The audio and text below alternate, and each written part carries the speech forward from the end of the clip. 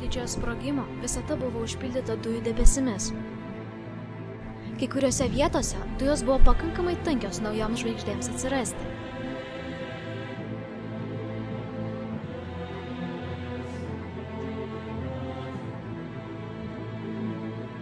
Dalis didžiausių žvaigždžių sprogdamos sudarė daugybę juodųjų skylių.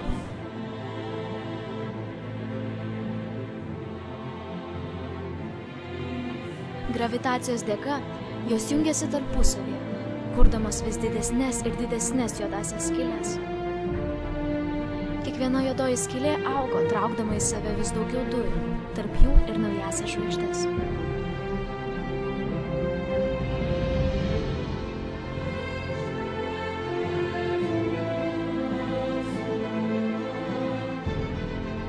Bet juodoji skylė traukdavo į save dujas tol, kol nebeatlaikydavo jų visų ir iššaudavo į erdvę stipriausiai įmanomą liepsną iš aktyviojo galaktikos branduolio kvazaro.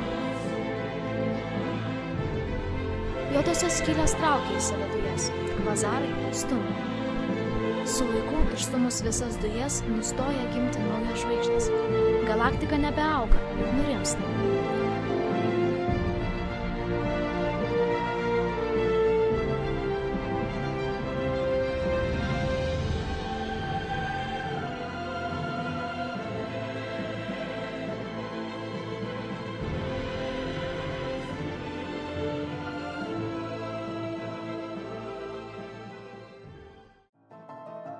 Galaktikos.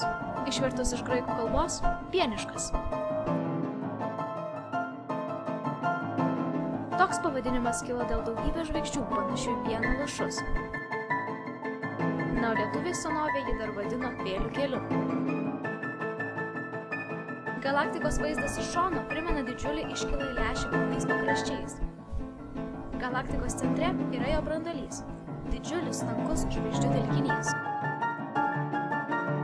Galaktikoje žvaigždės išsidėsčiusios ilgomis vijomis, pasivyniojančiomis nuo galaktikos branduolio. Vienoje jų – Saulės sistema. Saulė – geltonoji nykštukė. Yra spiralinės vijos pakraštyje, nutolusi maždaug 9 kiloparsekų atstumu nuo galaktikos centro.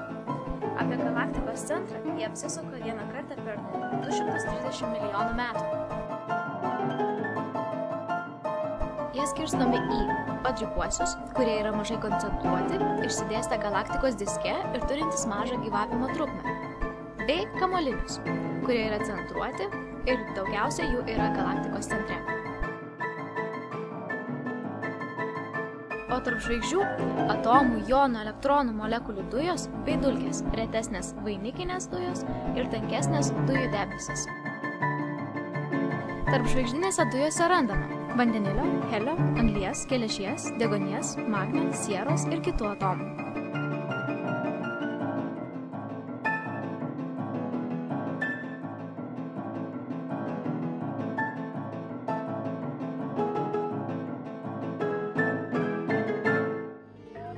Stebint paukščių taką iš Žemės, galime pastebėti įtartiną baltą dėmę. Tai Andromedos galaktika, kuri yra apie 2,5 milijono šviesmečių nuo mūsų galaktikos. Ir jie artėja. Dabar dangus atrodo taip. Po 2 milijardų metų jis atrodė šitaip.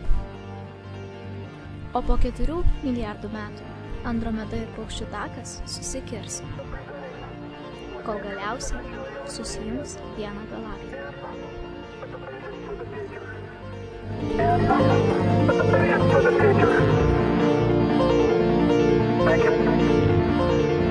Back in the